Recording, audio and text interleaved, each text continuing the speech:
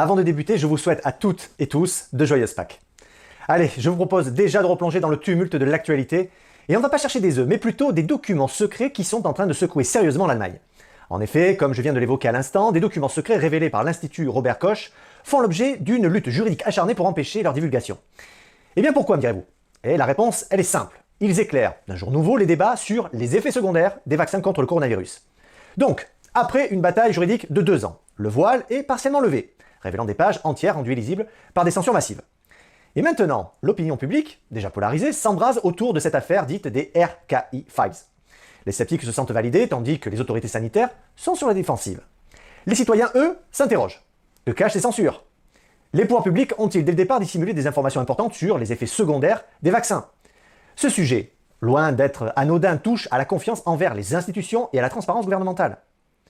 Aussi, les implications sont vastes, allant de la santé publique à la stabilité politique. Voici les détails. Selon les documents partiellement censurés de l'Institut Robert Koch, l'organisme était au courant dès février 2021 d'un nombre accru d'effets indésirables liés au vaccin contre le Covid-19. Les passages rendus publics font notamment état de discussions sur les causes possibles de la survenue d'effets secondaires des vaccins lors d'une réunion du 19 mars 2021. Le passage complet a été caviardé par les avocats de RKI, qui justifient la censure par une discussion interne sur l'augmentation des effets secondaires.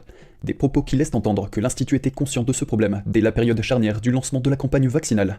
Le ministre allemand de la Santé Karl Lauterbach a justifié ses omissions, invoquant la protection de données sensibles. Mais les parties censurées semblent concerner des détails cruciaux sur les effets indésirables des vaccins. Pourtant, les autorités sanitaires ont longtemps minimisé les risques, affirmant que les vaccins étaient sûrs et sans danger. Ce n'est que récemment que le ministère de la Santé et les fabricants ont reconnu la possibilité d'effets secondaires graves, voire mortels. En Autriche voisine, le chef du parti de droite FPO, Herbert Kickl, a immédiatement réagi sur Facebook. Selon lui, ces révélations prouvent que les complotistes avaient raison depuis le début. Il accuse le gouvernement d'avoir caché des secrets sur les effets secondaires des vaccins.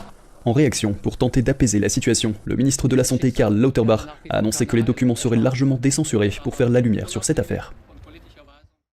Avec la divulgation des RKI Files, la confiance envers les autorités sanitaires et le gouvernement est ébranlée, et la demande de transparence n'a jamais été aussi pressante.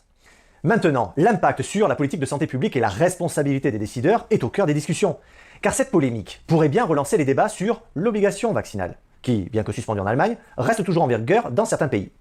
Et alors que le débat sur la vaccination continue de diviser, la nécessité d'un dialogue ouvert est impérative pour restaurer la confiance. En effet, de nombreux Allemands se sentent maintenant floués et remettent en cause la parole officielle, pendant la pandémie. Bref, les prochaines semaines seront déterminantes pour observer les réactions du gouvernement et surtout, quelle réponse apportera-t-il aux préoccupations des citoyens? Il ne reste qu'à espérer que les passages caviardés soient rapidement rétablis pour lever le voile sur cette affaire. En attendant, une chose est sûre, la polémique ne fait que commencer. Et les semaines à venir s'annoncent donc mouvementées sur ces questions de santé publique et de transparence démocratique.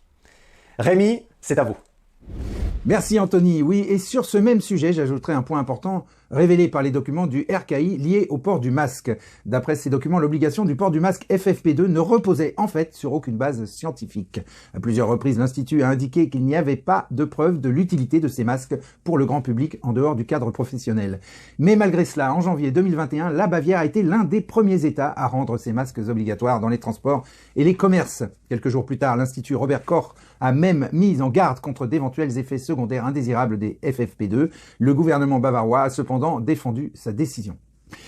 Et au sujet de l'opacité des fameux contrats avec Pfizer au niveau européen, des procureurs enquêtent sur des possibles fautes pénales liées aux négociations de vaccins entre la présidente de la Commission européenne Ursula von der Leyen et le PDG de Pfizer. Cette affaire surnommée Pfizergate a été reprise par le bureau du procureur européen après avoir été initialement ouverte par les autorités judiciaires belges suite à une plainte d'un lobbyiste local. Les gouvernements hongrois et polonais se sont également impliqués, bien que la Pologne envisage de retirer sa plainte après une victoire électorale pro-UE. Les accusations portent sur l'ingérence dans les fonctions publiques, la destruction de SMS, la corruption et les conflits d'intérêts.